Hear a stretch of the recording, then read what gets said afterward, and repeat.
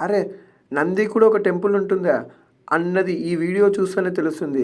చూసారా? ఇంత పెద్ద నందికి సెపరేట్‌గా టెంపుల్. ఇదే మనకి దొడ్డ బసవన్న గుడి. ఇక్కడ మనకి నంది అనేది 15 ఫీట్ హైట్‌తో పెద్దగా మనకి రాయితో చెక్కబడిన విగ్రహం. యాక్చువల్‌గా ఇది 15 ఫీట్లు ఉంది కదండీ! చానా పెద్దగుంటుంది. ఎవరైనా ఈ టెంపుల్‌కొచ్చినప్పుడు ముందుగా కింద ఉన్న వినాయకుడిని దర్శనం చేసుకున్న తర్వాత నందిని దర్శనం చేసుకోండి. మనకు తెలుసు కదండీ! ఎవ్రి శివుడి గుడిలో మనకి నంది అనేది ఉంటుంది. ఇక్కడ చూసారా నందికే ఒక పెద్ద టెంపుల్. చూసారా ఎంత బాగుందో నంది. ఇంత హైట్ నందిని మీరు ఎక్కడైనా చూసారా? నాకు తెలిసి మీరు ఎక్కడ చూసుండరు. కాబట్టి బెంగుళూరుకొచ్చినప్పుడు ఇక్కడికొచ్చి నందిని దర్శించుకోండి అని అనుకుంటున్నాను. నంది ఎంకిలే మనకి చిన్నగా ఒక లింగం కూడా ఉందండి. అక్కడ కూడా దర్శనం చేసుకోండి.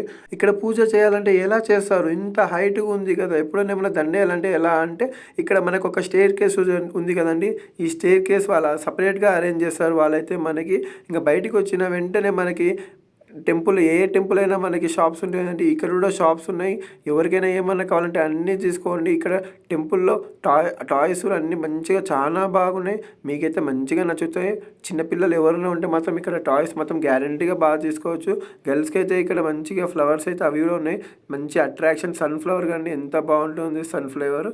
అన్ని టాయ్స్ అన్నీ మీరు కొనేసుకుంటారని అనుకుంటున్నాను. తర్వాత ఇక్కడ చిన్నగా రోడ్ మ్యాప్ ఇచ్చారు. ఎన్ని టెంపుల్స్ చూడొచ్చు. ఒకవేళ ఈ టెంపుల్‌కొస్తే టోటల్ 13 టెంపుల్స్ విజిట్ చేయొచ్చు. వితిన్ 13-16 అంట. 3.5 కిలోమీటర్స్ లోపల ఉన్నాయి. తర్వాత ఈ టెంపుల్ బయటికొచ్చిన వెంటనే చాలా చిన్న టెంపుల్స్ ఉన్నాయండి. చాలా బాగుంటాయి. ఆంజనేయ స్వామి చూసారా ఎంత ముద్దుగా ఎంత బాగున్నారు కదండీ. ఇలా ఆంజనేయ స్వామి నేను ఎక్కడ చూడలేదు. తర్వాత బయట చాలా చెట్లున్నాయి. అన్నీ నాగమయ్య కట్ట అన్నీ బాగున్నాయండి. మీరు కూడా ఇక్కడికొచ్చి నాగమయ్య కట్టని అంటే ఈ స్నేక్ చూసారా? నేను ఎక్కడ ఇలా ఆకారంలో నాగమయ్యని ఎప్పుడు చూడలేదు.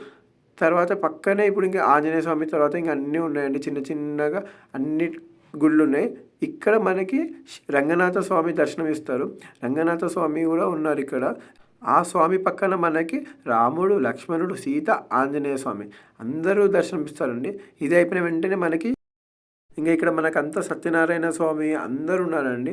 అన్ని దక్షిణామూర్తి, సత్యనారాయణ స్వామి అందరూ మనకి దర్శనమిస్తారు. ఎంత బాగున్నాయంటే అన్నీ చిన్న టెంపుల్స్ చాలా ఉన్నాయండి. ఇక్కడ ఈ టెంపుల్ లోపల మనకి వీడియో అలౌ చేయొద్దు అన్నారు. కానీ కొన్ని తీయమన్నారు అంతే గాని ఇక్కడ మనకి శివుడు ఉన్నారండి. దాని పక్కనే మనకి ఇక్కడ మెయిన్ రేణుక ఎల్లమ్మ టెంపుల్ ఉందండి. రేణుక ఎల్లమ్మ టెంపుల్ చాలా బాగుంది.